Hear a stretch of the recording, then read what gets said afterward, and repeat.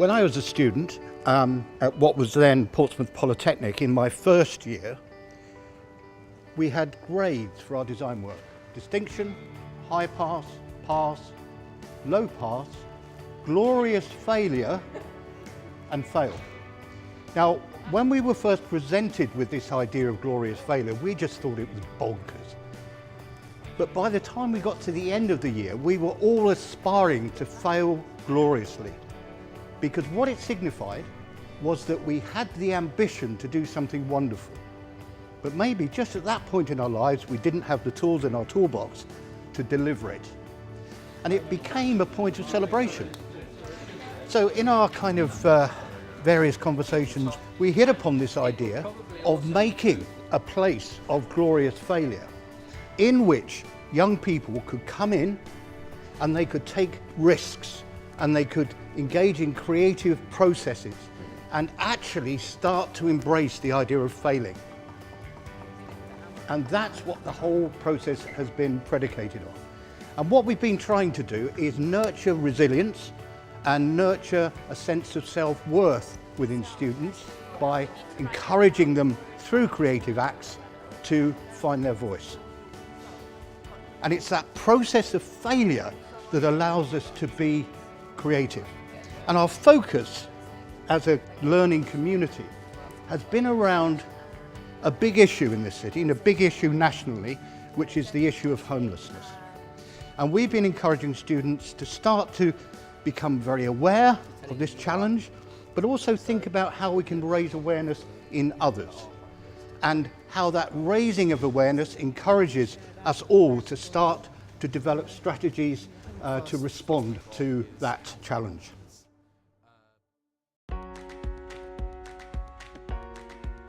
Darren and I set out to talk to people that we knew, our network of contacts around the country. So we had colleagues from Portsmouth City Council coming to talk about homelessness. We had some discussions with Pompey and the community around building teams. Broadway Malyon, one of their board directors and 3 of his team came down from Weybridge to talk about how they fail constantly. And Grey Matter Concrete, run by a man called Jonathan Reed, was amazing. He came down on 2 occasions and he got these guys doing some amazing work with concrete, making concrete light bulbs, making concrete pillows. This is symbolic. This is the material that many of our rough sleepers actually lay their head on each night. So I think there's something really powerful in using creativity in this manner. Well, the first thing that's different is that we've been doing concrete work. I've never touched concrete. It's all a new experience and it's very creative. It's a lot more fun than I thought it would be.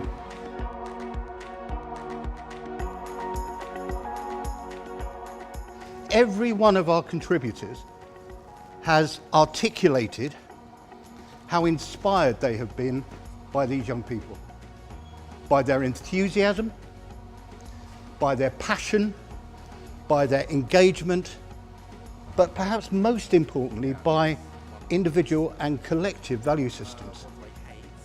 And certainly we feel it's been a privilege to work with these young people.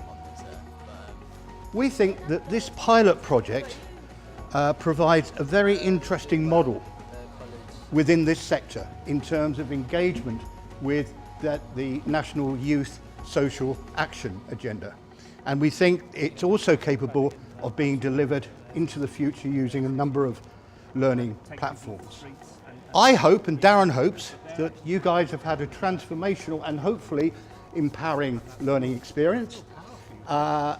Your engagement with the social action agenda, I think, has been exemplary.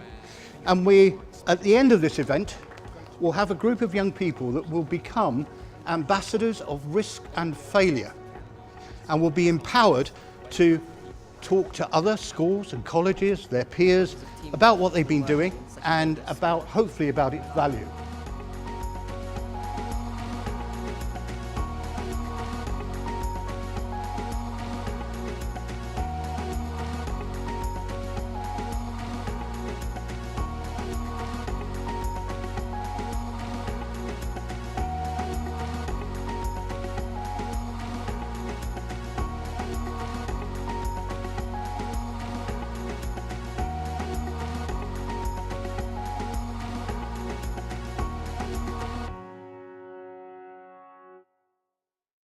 I'd never discount that first idea you have.